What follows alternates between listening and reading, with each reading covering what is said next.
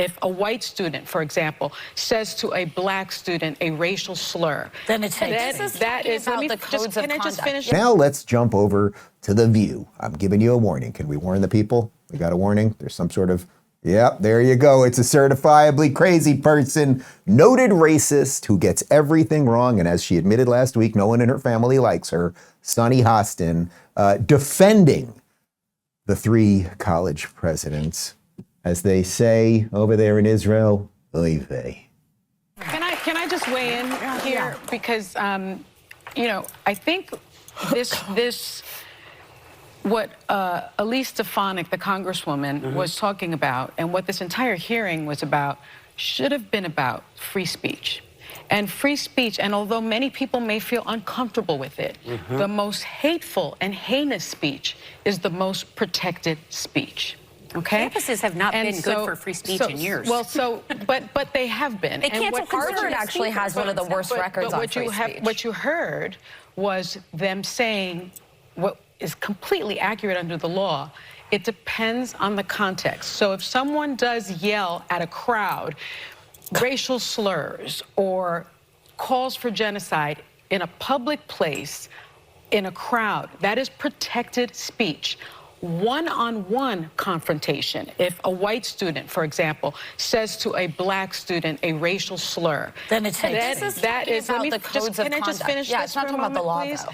But the codes of conduct must adhere to the law. So but it when can it's go further than the law when to it's protect students. No, it really can't go against the Constitution of the United States. So when we're talking about this one-on-one type of thing, yes, that is when that conduct leads to harassment and could be actionable by the university, and that's exactly what Harvard. But as it said, do you have to commit genocide to be able to condemn genocidal language? Like that's a dangerous, slippery slope.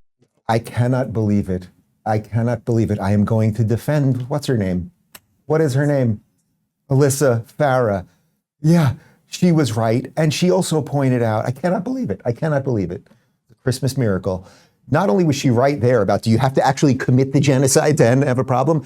As she points out, this was about the school's code of conduct. Sunny Hostin, who I'm told is a lawyer, who should have she should have her head examined, and whatever law school gave her a degree probably should look into how she got that degree in the first place.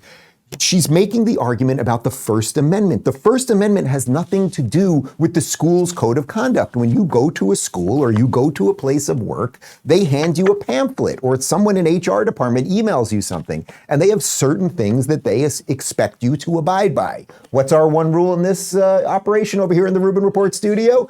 No short. I don't want to see anyone's legs while I'm trying to do a program. That's the one rule here. You want to make fun of trans people? You want to call out for the genocide of Jews? In this room, we're going to be pretty liberal with that sort of thing. But I just don't want to see your legs while you're doing it.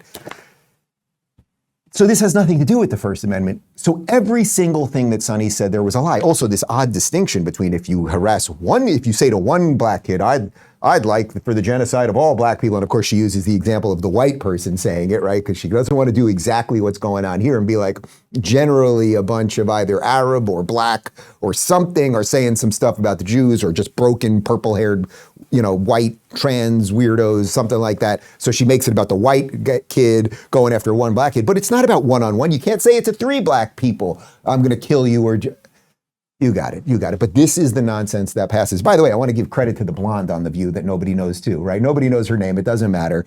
But she says college campuses haven't been good on free speech, which that's really what this is all about. They've flipped their whole narrative on free speech overnight so that they can go after Jews and by extension, white people, right? So for years, we've all known they've been horrible on free speech. The second now, so she says they haven't been good on free speech, and Sunny has the gall to say, yes, they have. Brain damage, truly.